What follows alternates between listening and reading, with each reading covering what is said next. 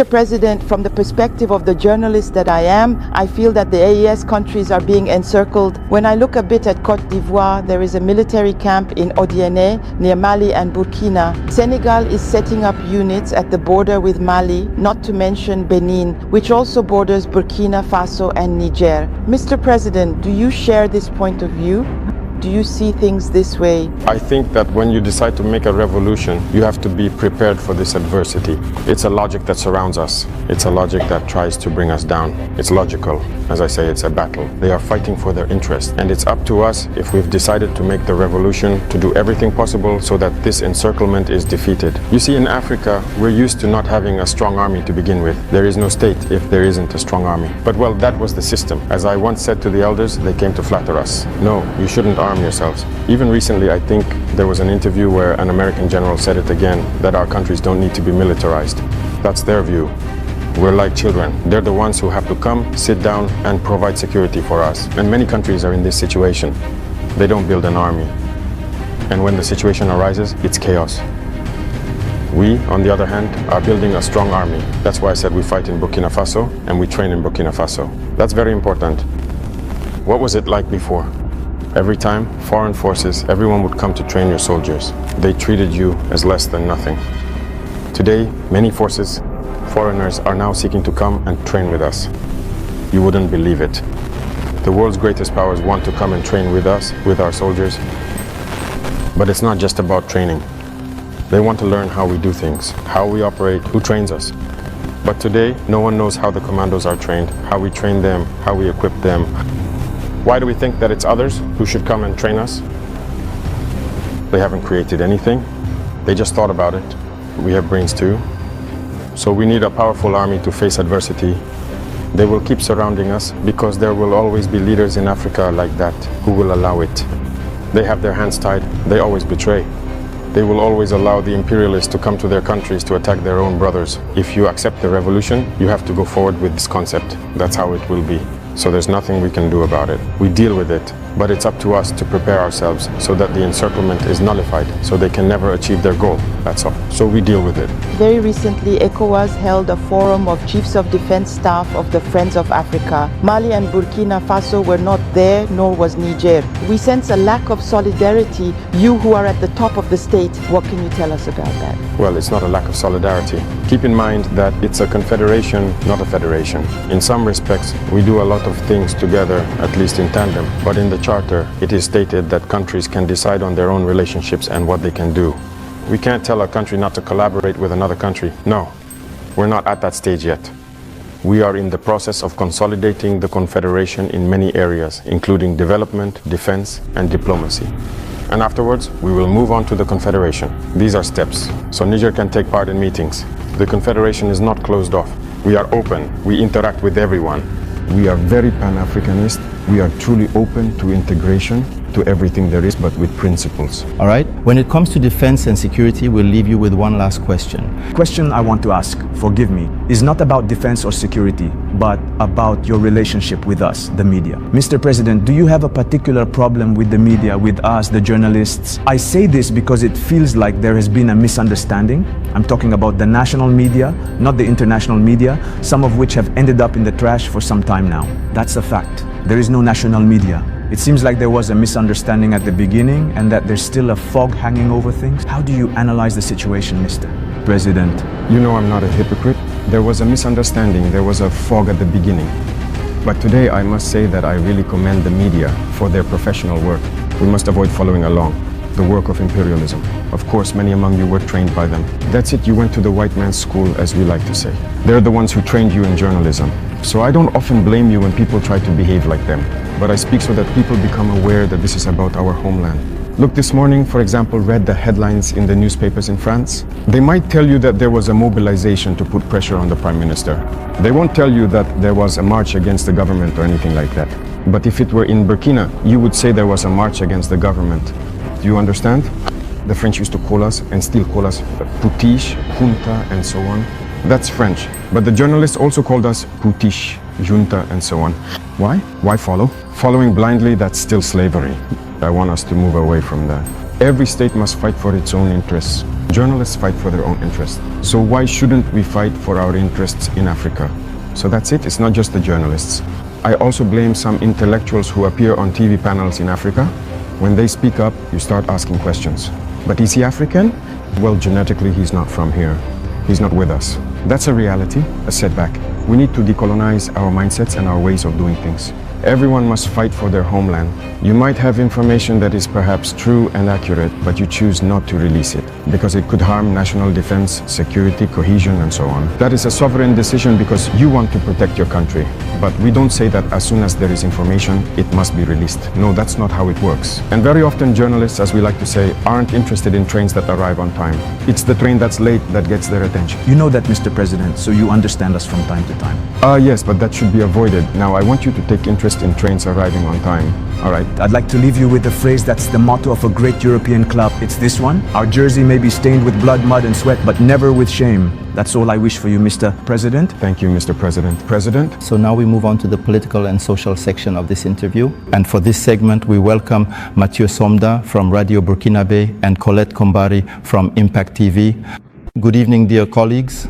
You also have a full 20 minutes to thoroughly discuss important political and significant social issues with the esteemed head of state, Monsieur PD. Your Excellency, Mr. President, September 30th, 2022 to September 30th, 2025. Soon it will be 3 years of managing state power. What is your interim assessment in terms of implementing your vision and direction? Politically, through the progressive and popular revolution. It must be said that we took over the country with a certain situation on the security front, but also with a different situation on the economic and political fronts. There were a lot of reforms to be made, so many in fact, that we couldn't list them all at once. So we had an ideology. We began to implement the revolution up until last April, when we officially proclaimed it. And when we talk about a revolution, it means revolutionizing every aspect of our lives. Because we can't keep doing the same things as before and expect different results. If we were just going to continue as before, I think it would have been better to let the politicians carry on with their own ways. But we wanted to break away, and breaking away requires a lot of commitment. Thank God the people understood. Everyone realized that a break was necessary, whether it's in terms of behavior, practices, governance, the economy, trade, and everything that goes along with it. And every day, I can tell you, we keep discovering new things. Because the system that was in place, I like to use a metaphor and say it was like a big knot that we found. You untie one and another appears. When you untie one, another one shows up. So there were many problems in our society that we are currently working to solve. And thank God I can say that many things have been initiated, and overall, for me at least, the results are satisfying, even though I think we can still make more effort. And if you wish, you can ask me questions about each area, because there are many things that have been started. Your Excellency, regarding the revolution or the progressives, there have certainly been explanations, but some people still haven't really understood what this revolution is about. The exact content, as I said once before, I will not reveal. If you allow everyone to know the details of what you want to do, they can anticipate your actions. But we have outlined the main points so that people can understand where we are headed. So if you notice, in the very model of governance, the fight against corruption is good governance. First, there is the example that leaders must set. As I say, you cannot be there, a certain category of Burkinabe, just because you have been entrusted with positions. For you, it's a choice between good whiskey and fine champagne. While women are dying as they go to fetch water from the river, drowning or something, it's just not acceptable. So there is this mindset that we need to have in order to build a just society. Everyone should be able to have access, for example, to clean drinking water. You can't just eat whatever you want, choose your meals, throw away whatever you like, while others can't even have a single meal. That's what led us to launch initiatives in agriculture, for example, because the majority of our population works in agriculture. But for a long time, we realized that they have been neglected. It's not that our land is poor, it's not that they lack the ability to work, but they also needed that boost, which is what led us to create these initiatives. The most important thing for me is that when you go into the countryside and ask the farmers questions, they can honestly tell you that now they feel good. They farm, they have enough to feed themselves, and the surplus, they sell. Generally, the community pays for it, creating a security stockpile. And when in certain areas or at certain times there are problems, they take it out and sell it at a well-subsidized price, accessible to everyone. So that's very important. The ideology of revolutionizing many sectors, when you look at the field of public finance itself, we're in the process of digitizing many aspects with a lot of difficulty because people don't like it. Soon, for example, we're going to launch electronic invoicing. Already, when we introduced the idea, many major operators were opposed to it. Why don't they want transparency? Because people have gotten used to cheating, to stealing. It's like a norm. That's what's been established, so all of that needs to change. When it comes to infrastructure, there are a lot of things. The area of public procurement and everything related to it was actually the most corrupt sector. So you're an entrepreneur, you come to see us, we give you the contract, you overcharge, and then we split something under the table. When someone even comes with a different idea, you're automatically excluded. You're not allowed in if we let this continue. In that case, I don't think we can get out of it. We wouldn't be able to pay for weapons because, as I said, if you don't achieve economies of scale, you can't equip yourself. You won't find a single bank in the world where you can get a loan to buy weapons. That doesn't exist.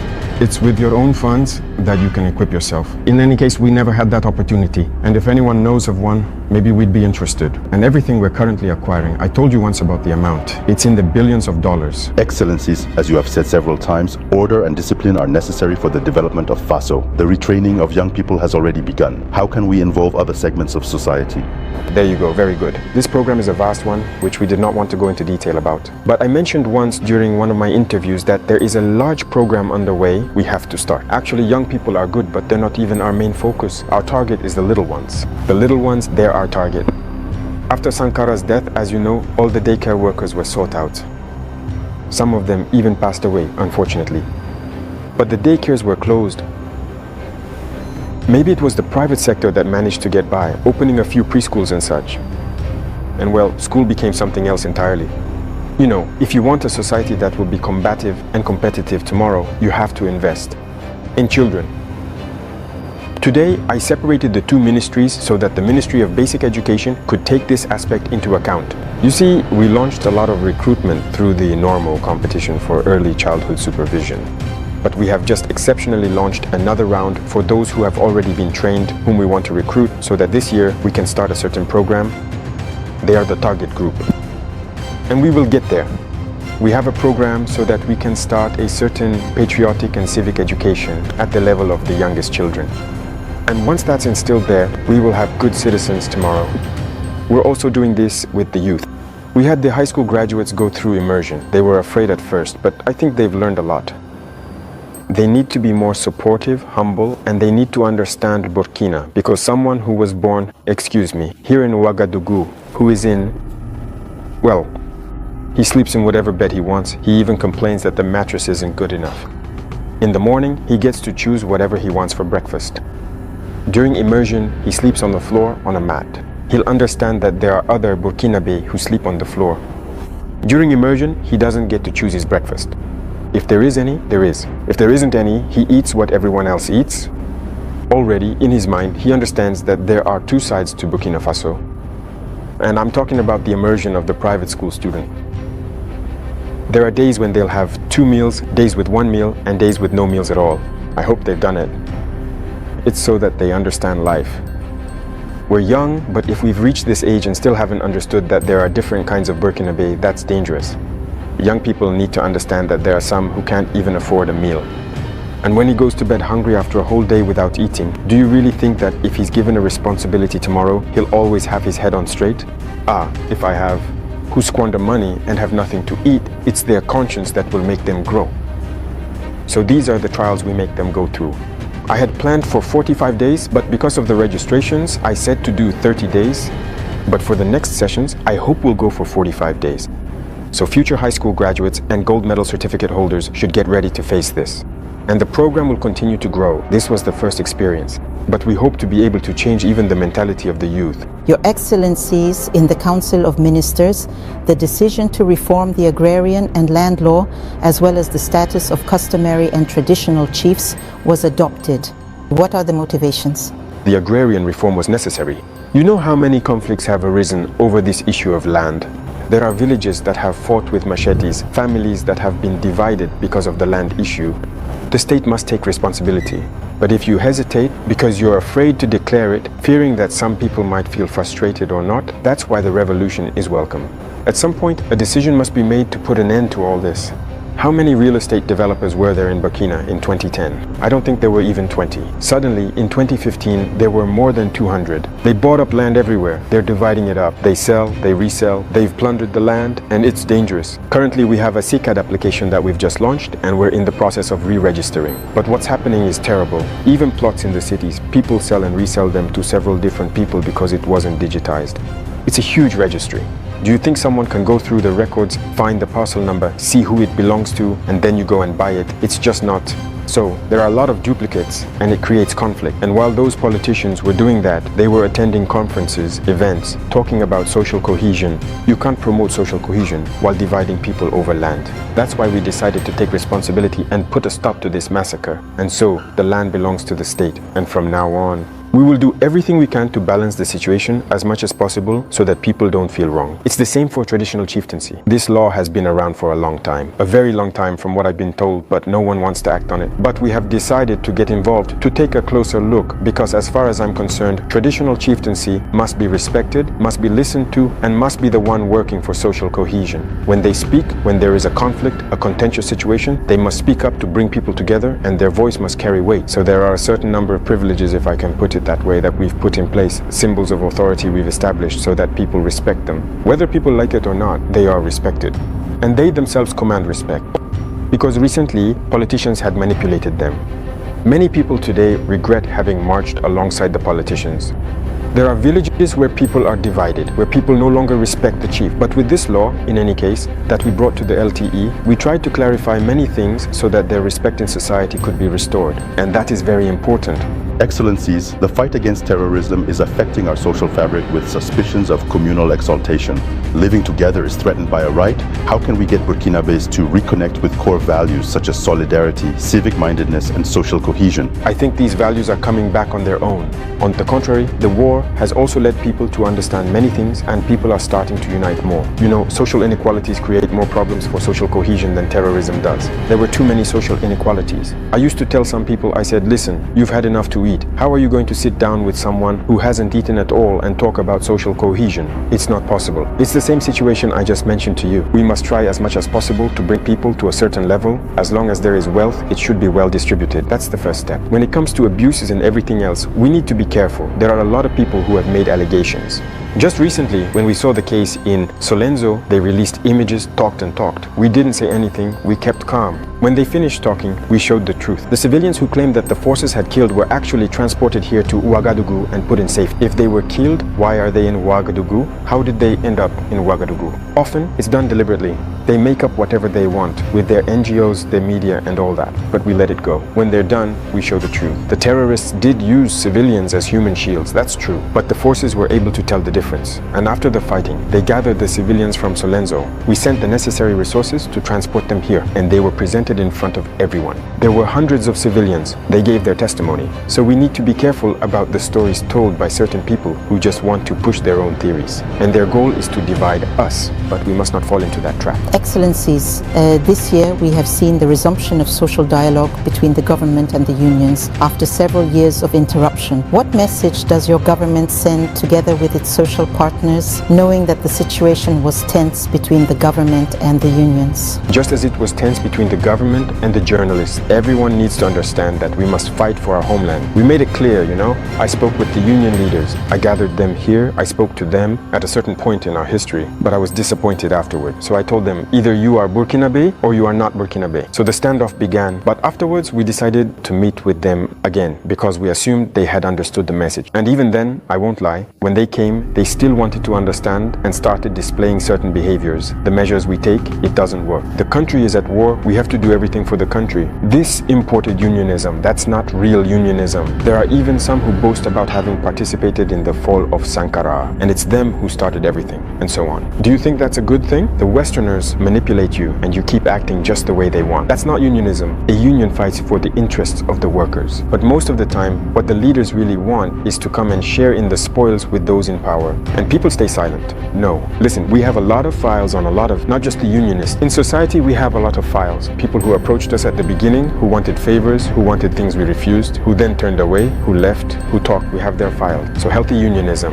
There are a lot of actions that we have taken. We didn't wait for people to take to the streets to act. When I was talking about daycare workers, it wasn't someone who came to tell us that there were workers who had been let go and needed to have their rights restored. We saw a case and decided that their rights needed to be restored. We told the finance ministers, find the necessary funds to resolve this. The people from City Hall, the Green Brigade, those who work, they had months of back pay owed to them. For these people, those who are out of work, people weren't fighting for them before. No one came to us to say, hey, the women are sweeping branches at my place. It was one of my men who brought it up once. They said, it's been months like this, and so on, with their work. I looked into it, and he told me it was true. I said, as soon as we can, we need to make up for everything they've missed. Some of them had several, even dozens of months of back pay owed. We pulled out the files and decided to make up for all of that. So, we need to practice unionism. If there's a problem, people should come to us and explain it. If we can solve it, we'll tell you we can do it. If we can't, we'll tell you, for now we can't, but we'll be able to do it in a certain amount of time. But if there's a problem, we gather the media and speak however we want. I hope they'll find a solution with you. Otherwise, if after that you don't come to us anymore, I want us to work in an African way. When there's a problem at home, we sit down, we talk, and we have to be truthful. What we can do, we must say clearly, we can do this. What we can't do, we'll also tell you that we can't. Now, if you don't want to, everyone does what they can, but we have to be responsible. There is no problem that cannot be solved. And as I always say, always act with the interests of the nation in mind. That is very important. So we resumed the dialogue as we do with everyone. We haven't broken off dialogue with anyone. Everyone is welcome here. Thank you, dear colleagues. The allotted time for this segment has come to an end and even gone well over. We sincerely thank you for this comprehensive series of insightful questions dedicated to the crucial political and social segment. Mr. President, the concerns related to the economy and development will be addressed by Soumaila Rabo from Savan Media and Jean-Marie Traore from Sidwaya Publishing. Mr. President, despite the security crisis and the international situation, the Burkinabe economy is doing well with a 1.5% increase in economic growth rate in 2024. We know that the improvement in the security situation has played a major role, but so have agriculture and the services sector. What is the government doing right now to allow the national economy to keep up this momentum? All right, thank you. We can see that these are macroeconomic figures. We are aware of this and we constantly review the situation with the Minister of Finance. Efforts are being made. It's true that there are areas that have been secured which allow us to produce.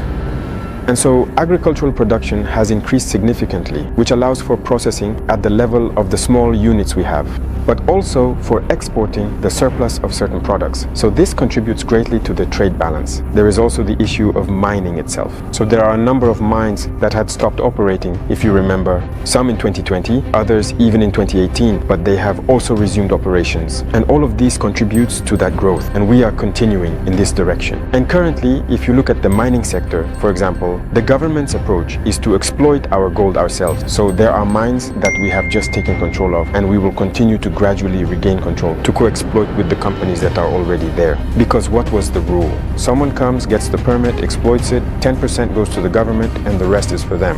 And by the way, we have no control over that 10%. So right now, we are really taking back control to make sure we know what is coming out of our subsoil. They also take a significant share. So all of this contributes to economic growth, especially considering the initiatives we've launched in the agricultural sector. Many other ventures have been financed, and in any case, this allows for solid growth. But for me, the most important thing is that when the Minister of Finance often brings the figures, I say, well, that's all very good, but I send someone to the market. You see, that's what we call an empamore. How much does a can of corn cost? How much does a can of millet cost? I gather the information, and if the cost has gone down, we know there's an impact on the population. That's what's most important. So we do this work constantly, and even the intelligence services are involved so that we don't just announce a macroeconomic figure showing 1.5% growth that has no impact, especially on the most vulnerable groups. So we will continue this progress, God willing. Mr. President, if the goal is to further ease the burden on households and improve consumers' purchasing power, perhaps we should look at SONAB,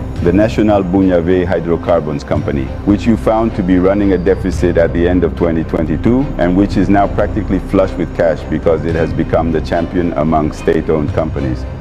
That's half of the profits made by state-owned companies in 2024. Shouldn't we now lower the price of fuel? All right, thank you. I think that's a question people might ask themselves. It's very good, we've made progress, but when did we break even and start making profits? What did we do? That's very important to understand. And the other thing is, don't these profits contribute to something else for the benefit of the people? Let me give you an example. We are currently setting up road construction brigades in every region. You see our road network. Even what already exists is in poor condition, even the RN one. If you leave from here all the way to the Kokolowo area, it's completely deteriorated. That means we have a significant need for investment in this sector. Road infrastructure. And SONAB must play a major role. I've just assigned it this new mission because the fuel that will supply the different brigades, even the bitumen and all that, SONAB will have to take care of it. If we slow down, the pace will slow down. But do you want us to move quickly or not? And there's also a question of, I wouldn't call it comparison. You see, fuel is cheaper in Burkina than in some coastal countries. We go get the fuel over there, transport it all the way to Burkina, but it's still cheaper compared to those countries. Can you explain that? If we were to raise it to their level, we would have a lot of protests, and I can even tell you that we could pave a lot more roads than we think. But we always keep it like this because we want to move quickly. Today we really have to thank the people and the friends of Burkina Faso. A lot of people contribute, for example like Mbom, to beautify the cities, to build roads and all that. At a certain point, the government also started by funding, but we will have to keep funding so that the pace continues. So it's a symbiosis between us and the people. And I think that if they understand the effort we're making, where their money is going, people need to realize that we can stay on this path. When we reach a certain goal, we'll be able to lower it. That's only logical. No one wants to be rich and have their children live in poverty, if I can put it that way. So the wealth will be shared, but we are behind, and we have to catch up. Right now, for example, I was telling you that we can't keep paying for military equipment. We need to produce it ourselves. And to produce, you need to build factories. You won't go somewhere to ask for a loan to build a factory of that kind. No, no one will give you that. Even the equipment that makes up the factories themselves, no one will sell it to you. So that's something that has to be done internally. There are many things we do, and you won't be given a loan for that. And look at all this equipment. Just think about how many billions it costs. It's not someone's loan, it's taxpayers' money. So these are things we ourselves wanted in order to move quickly. Do you think that if I had a 200 billion loan in 2023, I would equip all of Burkina Faso in 2023? But no one wants to give you loans for that kind of thing. So in the end, it's the people's money. That equips the people. So there are many areas where we do it ourselves. And so that requires at least a minimum of sacrifice. When we reach that level, don't be surprised. As soon as we feel that, yes, we can do it, we will do it. So Your Excellency, in the infrastructure sector with SONAB Faso Mebo, as well as in industries with Fasokosam, the tomato factories, SM Sosiko, and the mines, the state is becoming more and more involved. Isn't the state starting to take the place of the private sector? That's a very good question. Well, you have to make a choice. That's one thing. And another thing is you shouldn't see it that way. The private sector still has its areas of activity, but you need to have the ability to adapt. There are things that should be handled by the state, but then it's private again. Why is that? Well, we don't have elections to finance. We don't have accounts to open elsewhere to secure anything. None of that interests us. So our relationship with the private sector is becoming healthier and healthier. Everyone does what they're supposed to do, pays the taxes they're supposed to pay, and we always tell them to adapt. When it comes to the mining sector, I gathered the operators and told them, invest in the mines. Many didn't understand. At least one of them started investing. And I think I recently met him at the university. And I told him that I was the one who opened his eyes, that he didn't know there was money to be made there. For him, it's all about import-export. You're just sending our foreign currency out of the country. And the people aren't working. That's just one example. So he's starting to change a little. As for me, the Minister of Agriculture, you remember, he held sessions in Bobo. He gathered the business operators when we wanted to launch the Bagre poles and all that, the revival of activity, the offensive. But I can tell you today, no one has invested. I said, okay, I had a report made on the results of the offensive since we're now in 2025. The minister is the share that private investors were supposed to take to invest in our growth hubs. I asked them which private investors were able to invest in the land and all that. They said no one. It was those who were already involved in bankruptcy products. Those things we actually encouraged. The cooperatives, they were the ones who continued. But the major operators, I told them there was no one. They said, okay, very well. Don't be surprised if tomorrow I say no one will take money to send abroad to pay for imported rice. You invest to grow rice. You have to know how to change. You have to know how to adapt to the ideology of those in power. So the private sector will always have something to do, but you have to adapt to the context. Because if we leave everything to the private sector, there will be no country. That's what was already happening. When you look at the CCVA, which one of you doesn't have a vehicle that gets inspected? Do you dare take your car and drive without an inspection, huh? Technical inspection? The police will stop you, right? Who are the police? It's the people who pay, it's those who are mandated by the people to do this policing. If the police have to check vehicles to force you to get a technical inspection, and that structure belongs to a private company, has been privatized, the money, I would say, is basically free, privatized. Do you think that's normal? Sociocos was privatized. Many companies have been privatized. But this could bring in money for the state, and the state is supposed to work for everyone. If you privatize everything, then what do? Where does the state get its money from? Don't we want to build our country? Do we just want to stay like this in the situation we're in now? No, we want to build. We want to produce. We want everyone to live well and in peace. We want to see our children in different kinds of schools. We want our country to develop. And for that, the state must be responsible and take charge in certain areas. Even the mining sector, we are in the process of buying it back. The first two mines that we decided to buy back, it's not that we took them away, we bought them back. And as you saw, it's nearly 100 billion. But it was the state that paid to buy back these mines. And now it's us, we are the ones operating them. And that's how we'll keep doing it. Even the shares I said we would take, we are going to buy back those shares. The state needs to be strong. If the state isn't strong, you don't have a country. You shouldn't fool yourself about that. Capitalism can only be ruthless. If you let capitalism develop to a certain level, in the end, you'll lose yourself. If you set up an industry right away to manufacture, I don't know what, your goal is to make a profit. At first, you might set up a factory that employs maybe 500 people. And gradually, you automate. In the end, your factory only has 10 people left. There's a computer doing the work. The other 490 are unemployed. We are against that system. We regulate as well. Of course, things are digitalized, but we're against a certain level of robotization.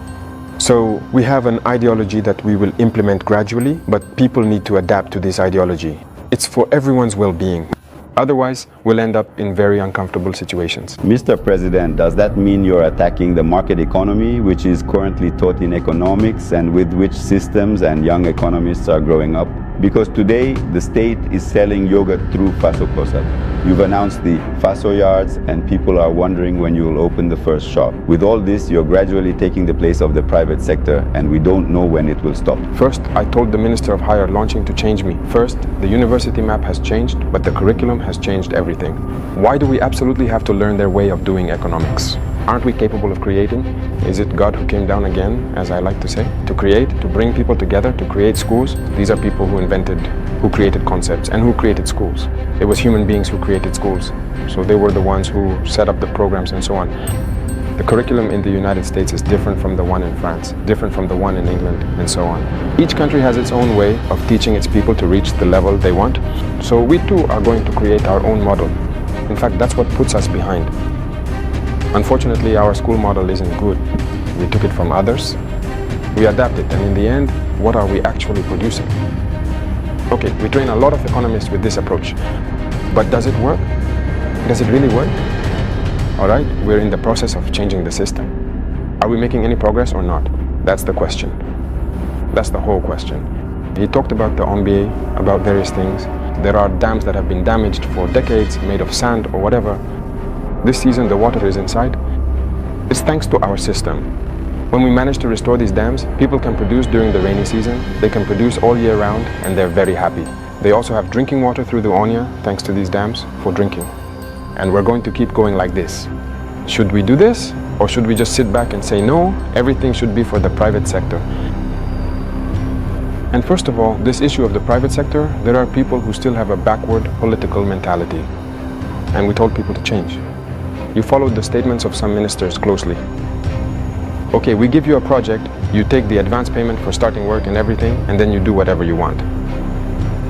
We give you a project in Bafum, and in the contract you're supposed to finish by May so that the farmers can access Bafum and start cultivating. You take your advance and just wander around, doing whatever you please. In April, we come by, we look, you haven't done anything. You say, no, you're going at your own pace, that's how it is. We force you, you finish the Bafum project. There are some who work at night, even now, to meet the objectives. It's not that they can't do it, but it's a mindset. And as long as the private sector has this mindset, it's not going to work. I've told you that we're nearly 1,000 years behind. We have to catch up. We're still in the 1800s. We need to make up for lost time, but we can't keep going with this mindset. So we're encouraging people to change and adapt.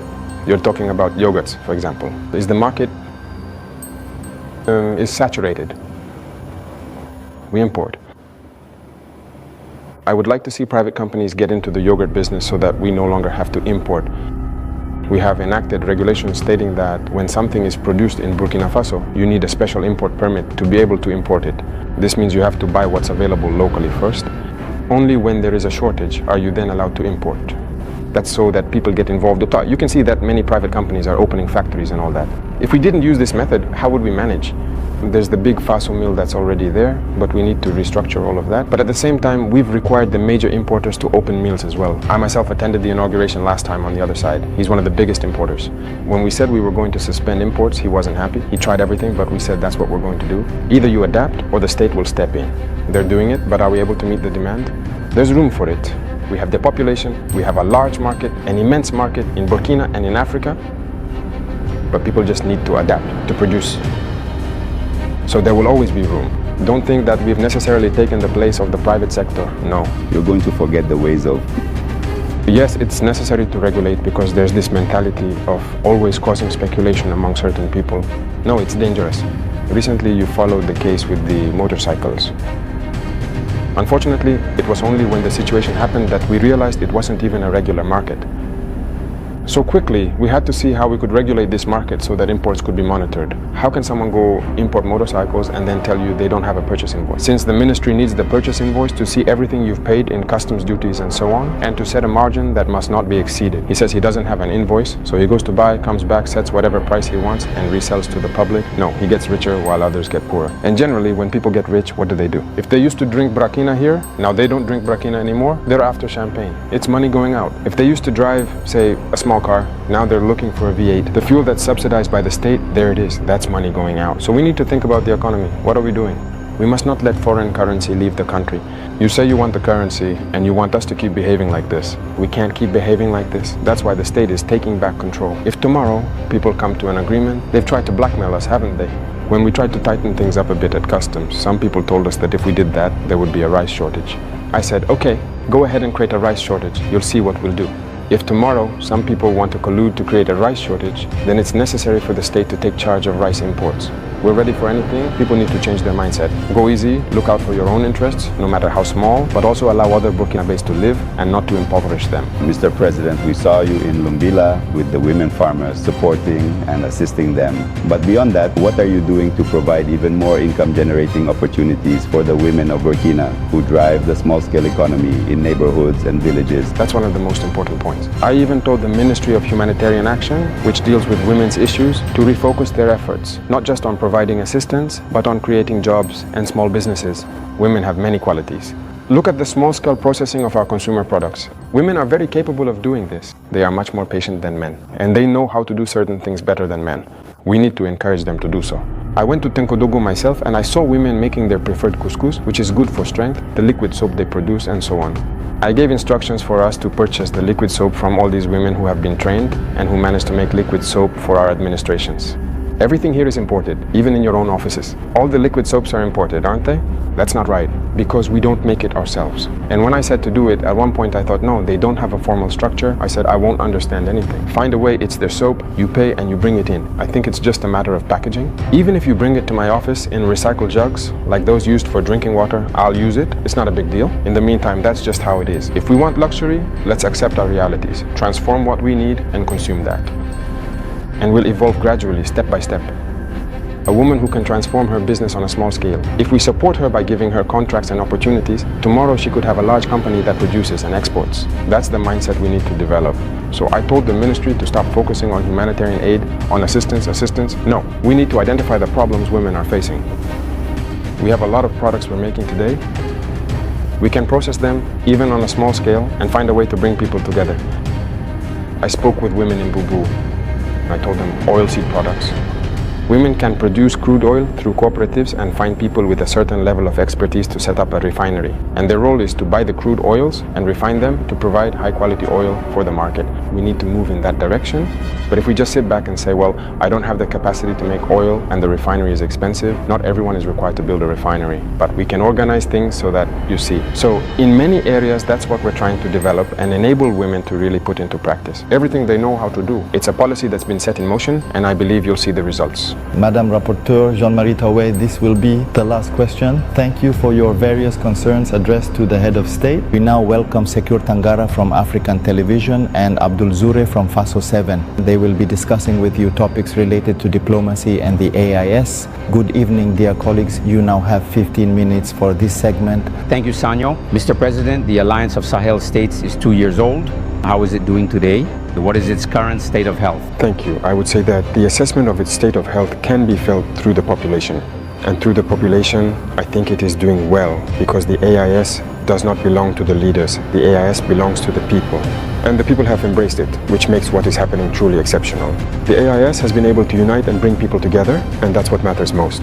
So we give thanks to God. It's like a 2-year-old child. It feels like the head is there, and so are the feet. Mr. President, it seems like the arms are not there yet. We're talking about implementing agencies, about project owners. There was talk of transforming the authority of the government hospital into an implementing agency. When will the people of the AIS be able to see these development projects, these major projects that benefit the population? Very well. I think this is a transition that is currently underway. It's not final yet, to begin with. There is still ongoing reflection because there is currently a provisional administrator in place. We need to consider how we can effectively turn it into an implementing agency. So this is an ongoing reflection because we must avoid the mistake of recreating the same institutions. If we model ourselves after the same institutions that failed, it won't work. And what kind of projects do we want to carry out for the population? What did the LG do and what do we want now? What is the routine for some implementing agencies or what? It's seeing donors gather funding for projects. That means, in practical terms, for the people. Is that what we want? I don't think so. We are starting from an endogenous question. If we talk about endogeneity, that's why the investment bank, if you notice, the deduction is made so that we can supply the investment bank. If we want it to function and it needs to carry out projects in the region, the bank must be able to finance them up front. But if it's just to set up an agency and then go back to the same imperialists to borrow money for certain projects for which they might not even share our vision, then it's not so clear-cut. So the discussion is still ongoing. Nothing is final yet. Mr. President, the IUS is also about the fight against terrorism. Today, where do we stand with the joint force? And what are the key actions that have been taken on the ground? So, regarding the joint force, we have established the structure, as you have seen.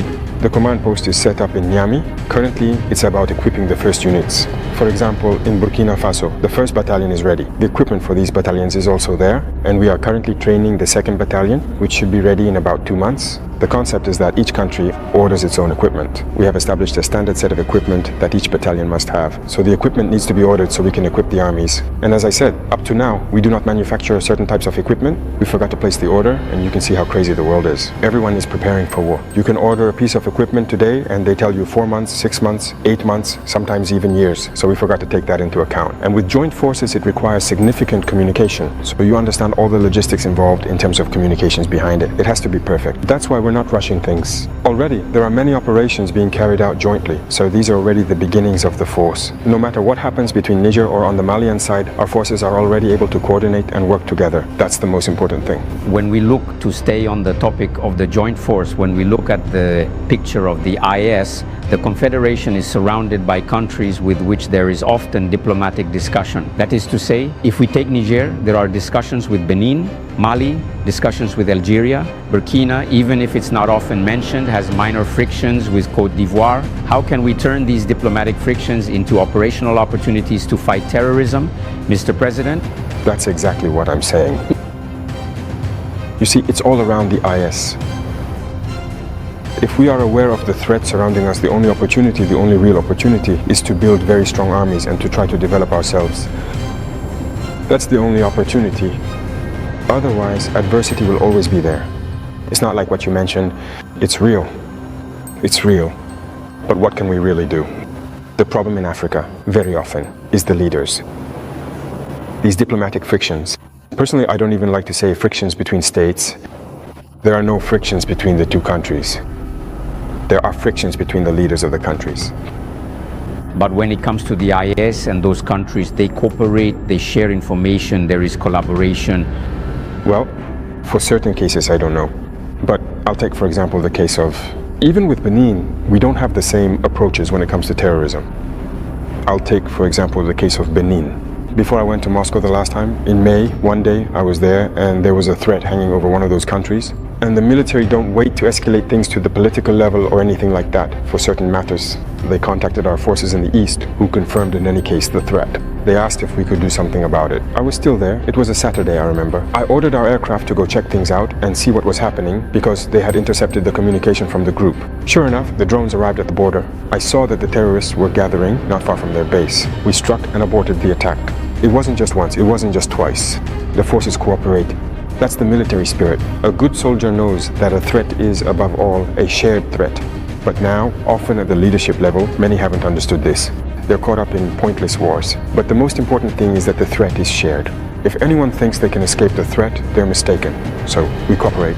The military cooperates, as you must have seen. For example, between us and the leaders, let's be honest, things aren't going well. But you must have seen our soldiers very often even meeting, sitting together at the border, talking. That's just how it is. It's part of it.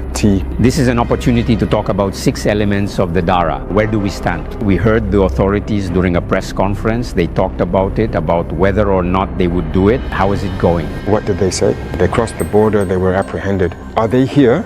All right. Every time someone crosses the border, they come in, they take action. If they're civilians, usually citizens, who ask questions, who conduct investigations, that's actually espionage. It makes sense to arrest them and question them. It's like before, there were gendarmes who crossed the border armed. It happened twice, there were 6 and then 2 more in the meantime. We arrested them, we brought them all the way to Ouagadougou. With their weapons, we questioned them. But one day, the Minister of Defense told me that they were in the place called Logo and that the disappointed ones managed to free them.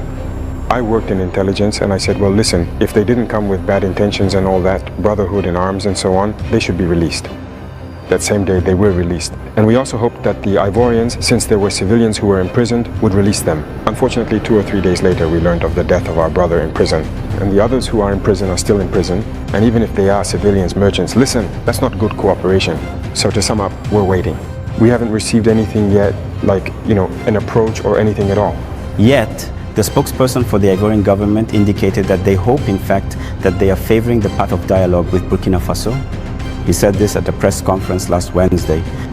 We're left waiting. For us, if we had favored the path of dialogue, we also hoped they would release our innocent civilians, that they would come, but instead there's been a death in their prison, which isn't even a conventional prison. So listen, everyone has to take responsibility for their actions. And as for us, we don't seem to be lying. What is real, we say it. We don't have anyone approaching us first. So the situation is just as it is. That's it. The relationship between the IUS and South AO is clear. It's transparent. It's a break. We're asking questions regarding Liumur. Recently, during the Conference of Finance Ministers of Liumur, it was supposed to be Burkina Faso presiding over the Conference of Ministers. That was not the case. How was this issue addressed at the level of the College of Heads of State within the IUS? How do you interpret this? No, it's not surprising. We were prepared for that. It's not surprising. There are people who claim to govern all of West Africa and who are that doesn't work with us. It doesn't work. We've told them clearly. Me, I have people with certain heads of state. They say it doesn't work. Is there any reason to leave Liumur over the presidency? It's out of necessity. And maybe we're heading in that direction. If we can't govern, what do you want? They're after me.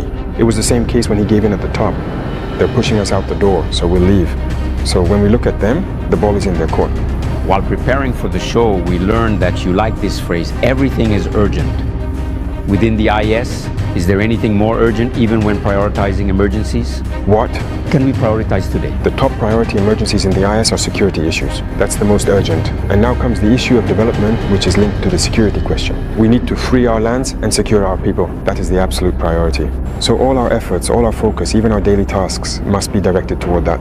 Every time there is an incident, as head of state, we must be informed and we must feel it, we must find solutions and so on. That is what matters most. and to constantly think about it. Reclaiming our lands, ensuring security, making sure that even in 100 years this situation never happens again. For the President, IS is even more than that. It's a shared destiny. We are curious to know how the other IS countries perceive the revolution in Canada. Maybe they will join the revolution. It's a step forward. But it should be known that the Burkinabe is intrinsically revolutionary. It's the same people with the mentality we've managed to instill today. But fundamentally, you yourself are Burkinabe. You know that we are not easy people. The Burkinabe is intrinsically revolutionary. That's why the revolution takes hold more easily. Even when we weren't making a revolution, people themselves were demanding one. So the others will surely proclaim it too, I hope. We have no choice but to make a revolution. It's a completely different concept. The market doesn't have it. We need to revolutionize. Thank you very much for these various and insightful questions regarding diplomacy and the IUS. I appreciate your interest. The fifth and final section concerns regional and international geopolitics. The related questions are presented by Dieudonné Ungrana from Aujourd'hui au Faso and Jules Domsé from Vox Africa. You also have 15 minutes for this section. All right, excellent. If you don't mind, we'll always leave aside for Vox. Relations with this country are execrable, and with the direct and frank language of a soldier and revolutionary that you are, you have stated that the reasons for this conflict are not against the people. They see nothing, but it is against the leaders who provide shelter and support to those destabilizing Burkina Faso. So under what specific and favorable conditions could there realistically be a significant lunch, a formal exchange of diplomatic ambassadors between these two particular countries? That depends on, in any case, we are not the ones who started this situation. I remember right at the very beginning, even on September 30th, wasn't one of the first people to call me the president, and then his younger brother came back twice. We saw each other and all that. It's absolutely true. You could certainly say that the relationship was indeed good, but he genuinely wanted to go in a very specific direction. But as you have rightly said, as dedicated revolutionaries, we profoundly know that's precisely not why we are truly here. We were here for the revolution, and revolution means a break. You can't just follow a certain policy. So little by little, the relationship started to deteriorate, and as you noticed, all those who maybe wanted certain privileges, which I believe they didn't get, began to turn against us, settled over there, were maintained, protected, and everything. That's what we're talking about, because they also know exactly what we're talking about when they act against us. There isn't anyone who left Côte d'Ivoire and came here in this case. We observed for nearly 2 years. We spoke to them several times. They told us no, that we had to follow proper procedures, that justice had to be involved, issue warrants and all that. We did everything. He doesn't respond. Mr. President, I'll follow up with my brother's question to stay on the topic of Côte d'Ivoire. As you know very well, Côte d'Ivoire has a presidential election this year in a few months. Is that something that interests you? It interests us all the more because we have many compatriots in Côte d'Ivoire. After all, we're afraid there might be violence. And that's not exactly welcome. Because unfortunately, we've experienced violence in Côte d'Ivoire in past years with the Bayeri operations. Everyone in Burkina went through that. Today, we really hope there won't be any violence. Earlier, you seemed to say something. I would like you to clarify, because in my opinion, it's a rather sensitive topic. Are you suggesting that today, Côte d'Ivoire is being used as a rear base for an organization aiming to destabilize Burkina in the face of... It's even more than that. A rear base, an organization used to destabilize Burkina. The enemies of Burkina are clearly over there, visible and protected. On top of that, there's the issue of terrorism. Of course not. Let's not kid ourselves. The authorities are colluding with the terrorists. Wait a minute. Do you really believe that maybe the Ivorian army is so powerful that when the terrorists just see them, listen, they don't even need to touch them or do anything? Do you believe that? They're supposedly so much more powerful than the 3 IAS armies. That's not true. It's a non-aggression pact. And when there is no non-aggression, you become a rear base. And all of this really worries me. If this country were to face a crisis, the country will be attacked again by terrorists. Because if it no longer wins, and if it does win, the country gets attacked again, and this country will collapse. It was a danger. That's why I kept telling the heads of state, you don't negotiate with terrorists. That's it. So, Mr. President, what do you say to those who claim, well, geopolitics still matters, with, this neighboring country that hosts the largest Burkinabe diaspora, while your critics accuse you of practicing gunboat diplomacy with this country to the detriment of our compatriots who are living there? What do you say to them? Listen, who says that?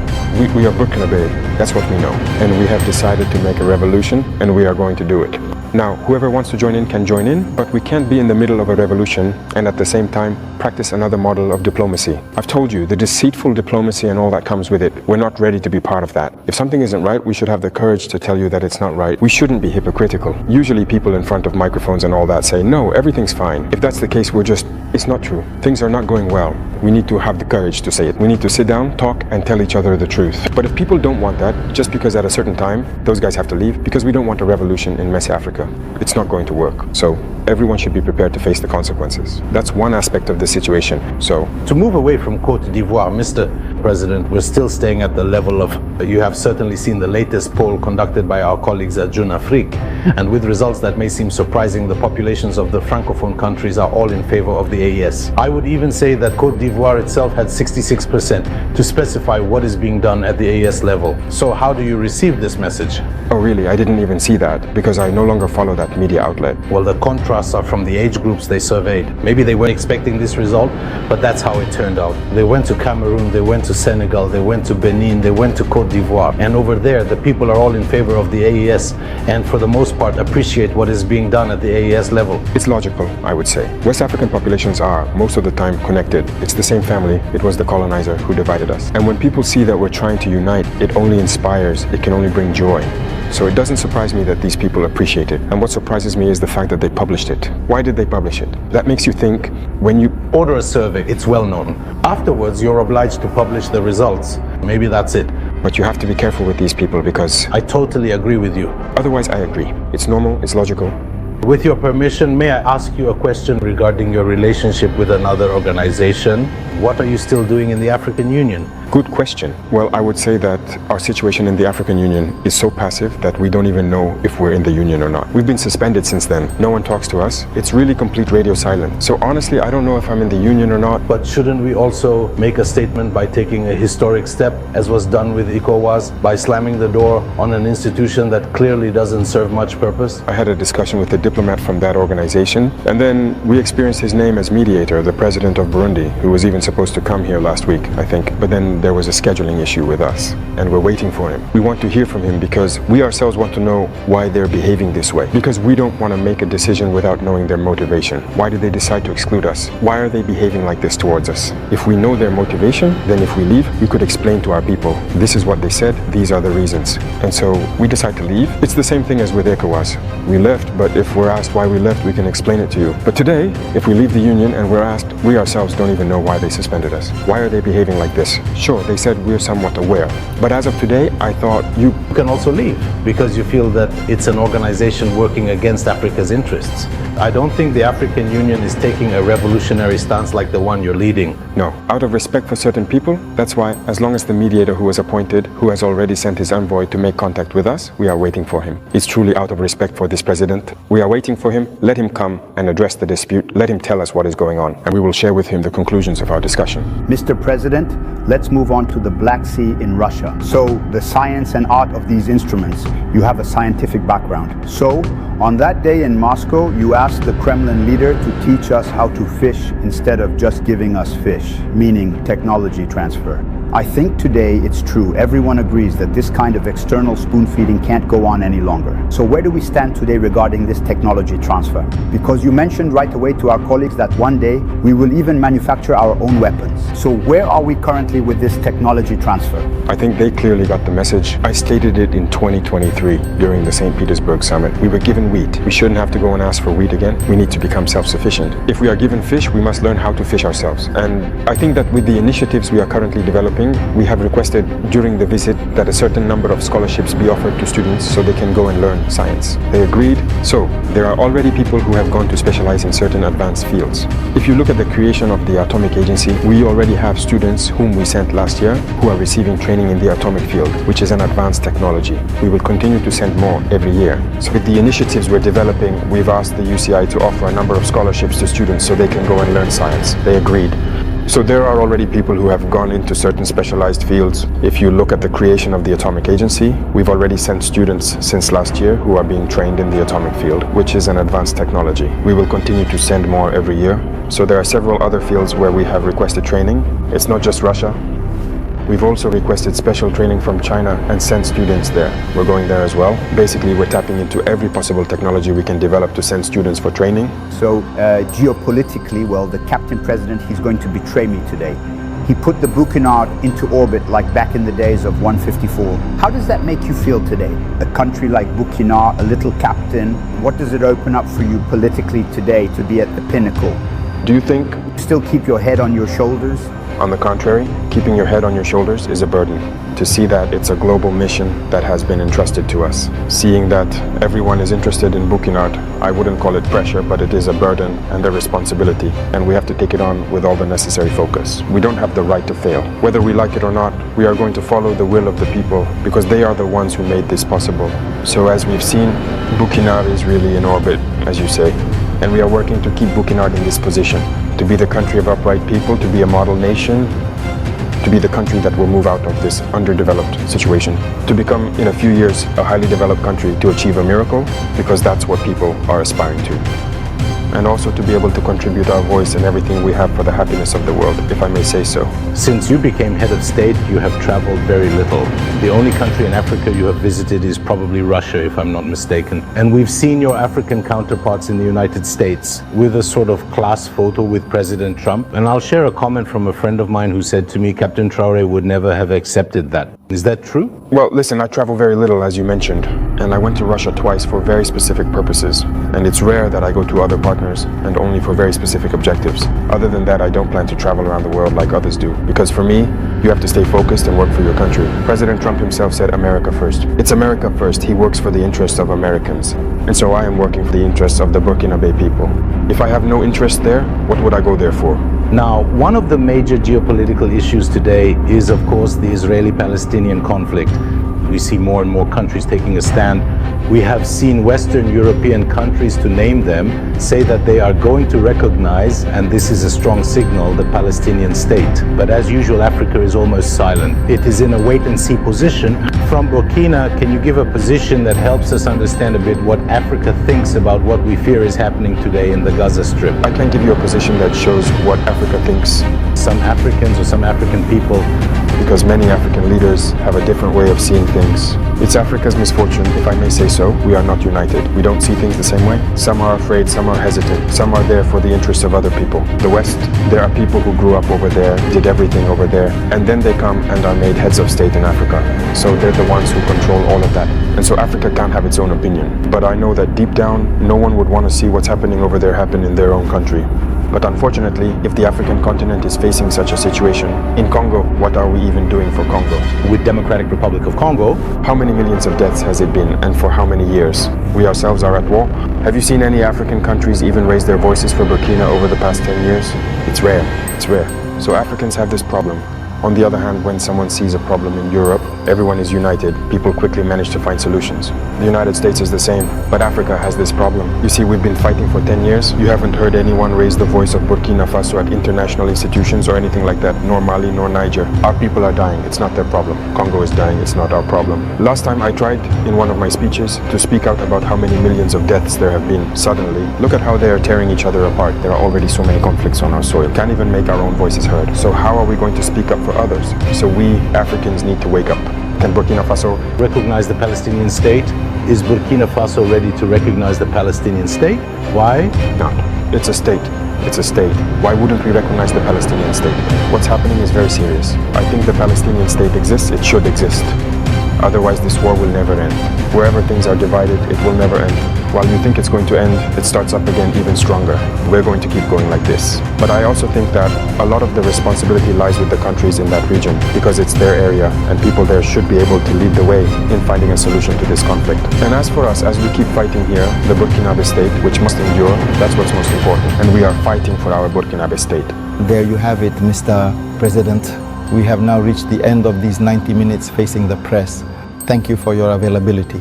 And thank you for this wonderful opportunity given to both the national and international press. But before we part ways, Mr. President, do you have a special message for the people of Burkina Faso on the occasion of the 3rd anniversary of your accession to the highest office? To the people of Burkina Faso, it's been 3 years that we've been here and moving forward together. And first of all, I want to express my gratitude. Heartfelt thanks because the people have remained focused. focused on listening to the message we've conveyed. Because one of the most important tools we've used is also communication. And because we understood that imperialists have always used communication to destroy Africa. Because everything that happens in terms of conflict is due to manipulation. These are manipulations. Look, let me take the case of Sudan again. Two groups are being manipulated by powerful nations. Shouldn't we just talk to each other, sit down together, and make use of our resources collectively? Are we going to provide for our people, or are we going to keep tearing each other apart? All the political assassinations of leaders in Africa, the wars and everything else, it was all through communication that people were manipulated. And communication is very important. And in this, the Burkinabe people have been focused on understanding the message. And we will continue to communicate to help them understand. What we are doing is about where we are heading. That is the most important thing. Secondly, I also thank God, who has allowed us, despite the war, to take action and communicate about these actions so that people understand that a better tomorrow is possible. Hope is allowed, and as long as people hold on to that hope, we will reach the point we are aiming for. And the last thing is this security situation, to reassure everyone that the war will end in Burkina Faso. We will live in peace. We will make use of our resources as we should, and we will develop ourselves. That is a certainty. The dream we have for Burkina Faso, we will accomplish it. We will continue to fight the last important stronghold of terrorism. We will continue to reclaim them, just as we did in 2025 with that Great Valley, which had been a major economic reservoir for the terrorists, and which we have taken back. There are several other places where their terrorist tolls continue and everything is set up to supply them. We will recover every season, and hope is allowed. So good luck to everyone. Stay focused and resilient. And we will keep talking to each other. That is the most important thing. Once we talk to each other, we understand each other, and we move forward. Thank you.